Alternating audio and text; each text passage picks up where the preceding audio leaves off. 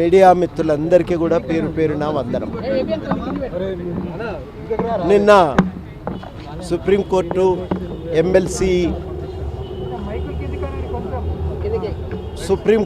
MLC నియామకాలపైన ఇచ్చినటువంటి ఉత్తర్వు మధ్యంతర ఉత్తర్వులు, తుది తీర్పు కాదది, మధ్యంతర ఉత్తర్వులవి. ఈ మధ్యంతర ఉత్తర్వుల పైన మళ్ళీ తుది తీర్పు అనేది సెప్టెంబర్లో విచారణ జరిగిన తర్వాత ఇస్తామనేది కోర్టు అభిప్రాయము. విషయము మీకు తెలియంది కాదు, విషయము కోర్టు ముందు ఉన్నప్పుడు మాట్లాడటం సమంజసం కాదు. దానికి తోడైందంటే మధ్యంతర ఉత్తర్వుల కాపీ కూడా ఇంకా బయటికి రాలేదు. నిన్న రాత్రి వరకు ఈరోజు ఉదయం వరకు కూడా మధ్యంతర ఉత్తర్వులకు సంబంధించినటువంటి కాపీ బయటికి రాలేదు. ఆ ఉత్తర్వుల కాపీ బయటకు వస్తే నెక్స్ట్ ఏం చేయాలనే ఆలోచన కూడా రావటానికి ఒక అవకాశం ఉంటుంది.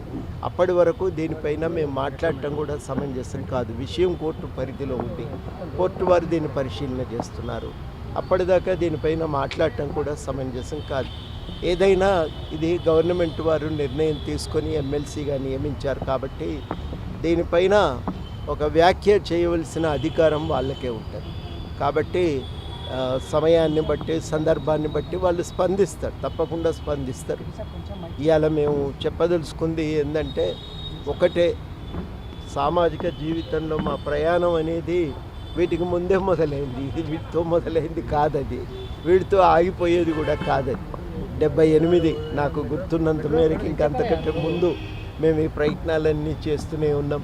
రకరకాలుగా సమాజం బాగుపడాలి, ప్రజలు సుఖంగా ఉండాలి, అందరం గౌరవంగా జీవించాలి, ఒక ప్రజాస్వామిక దేశంగా భారతదేశం ప్రపంచంలో గుర్తింపు పొందాలి అని ఒక ఆలోచనతో మేము ప్రయత్నాలు చేస్తూనే ఉన్నాం. పౌర హక్కుల సంఘంలో ఆహార భద్రత కోసము, తెలంగాణ రాష్ట్ర సాధన కోసము, ఆత్మహత్యలకు, రైతుల ఆత్మహత్యలకు వ్యతిరేకంగా, ఇవన్నీ కూడా ఎవరో చెప్తే చేసినవి కాదు, ఏదో ఆశతో చేసినవి కూడా కావు.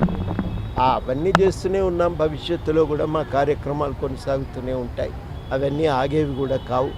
తప్పకుండా ఇంతవరకు అనేక మంది అనేక విధాలుగా దీనికి సహకారం అందించారు. భవిష్యత్తులో కూడా సహకారం దొరుకుతుంది. ఇంకా ఎవరికైనా చాలా సంతోషం కలిగి ఉంటే కనీసం వాళ్ళకి నా మూలంగా ఆ సంతోషమైన దొరికింది కదా, గొప్ప విషయం అది. నేను కూడా ఆనందిస్తున్నా. ఇక అంతకు మించి నేను ఏం మాట్లాడినా నన్ను నేను తక్కువ చేసుకున్నట్టు అవుతుంది. మనది ఒక చట్టపరంగా పనిచేయాల్సినటువంటి, ఒక రాజ్యాంగానికి లోబడి బతకవలసిన సమాజం. రాజ్యాంగం ఏం చేసినా నా ఇష్ట ప్రకారం నేను పనిచేసుకుంటా పోతా, నా ఇష్ట ప్రకారమే ప్రభుత్వాన్ని నడుపుతా అనే వ్యక్తిని నేను కాదు. నేను అట్లాంటి ఆలోచనలు నాకు లేవు. నేను ఖచ్చితంగా చట్ట ప్రకారమే పాలన సాగాలని కోరుకుంటున్నటువంటి వ్యక్తిని. అట్లా చట్ట ప్రకారమే ఈ ప్రభుత్వం నడవాలని బలంగా ఆకాంక్షిస్తున్నా. చట్ట ప్రకారం కోర్టు లేదన్నా నిర్ణయం తీస్తే అది అందరికీ శిరస వహించవలసిందే, దానికి మినాయింపు నేను కాదు. తర్వాత ఏం జరుగుతుంది అనేది పరిణామాలు ప్రభుత్వం నిర్ణయం చేస్తుంది. వాళ్ళు కూడా అన్నీ ఆలోచించి మంచి నిర్ణయమే తీసుకునే శక్తి కలిగినటువంటి వాళ్ళు కాబట్టి నేను దానిపైన ఎక్కువగా మాట్లాడటం కూడా సమంజసం కాదు. సార్, ఇంకోటి తీర్పుపైన టీఆర్ఎస్ పార్టీ చేస్తున్నటువంటి ఏం మాట్లాడుతున్నారు? కోదండరాంకు చాలా దెబ్బలు తగిలినాయి. ఎందుకంటే ప్రజాస్వామ్య సమాజం కోసం ప్రయత్నం చేసినప్పుడు, ప్రయాణం మొదలుపెట్టినప్పుడు చాలా ఉంటాయి, ఎదురు దెబ్బలు ఉంటాయి, కష్టాలు ఉంటాయి, నష్టాలు ఉంటాయి. అవన్నీ చూసినటువంటి వాళ్ళని ఉంటాయని తెలుసు కాబట్టి ఇవాళ దీని గురించి పెద్ద కుంగిపోను లేదు, ఆవేదనకు గురైంది లేదు, షాకు అసలే రాలేదు. ఇది కూడా నేను స్పష్టంగా చెప్పదలిచిన. మనం వీటితో భూమి మీదకి రాలేదు. మనం గుర్తుపెట్టుకోవాల్సింది, ఏ కీర్తి కిరీటాలతోని భూమి మీద దిగినోని నేను చూడలేదు ఇప్పటి వరకు. కీర్తి కిరీటాలు పట్టుకొని పైకి వేయటోళ్ళం కూడా లేవు. అంతిమంగా మనం చేసే పనులే మన వెంట వస్తూ ఉంటాయి కాబట్టి నేను దాన్ని నమ్ముకొని బతుకుతున్నటువంటి వాడిని. ఏది జరిగిన పరిణామాలపైన తుదిగా ఏమన్నా మాట్లాడవలసి వస్తే కోర్టు ఫైనల్ తీర్పు వచ్చినాక మాట్లాడతాం. ఏదైనా ఒకందుకు మన మంచికే జరుగుతుందని అంటాం కదా మనం భారతదేశంలో. నష్టమేం చేసేదేం కాదు.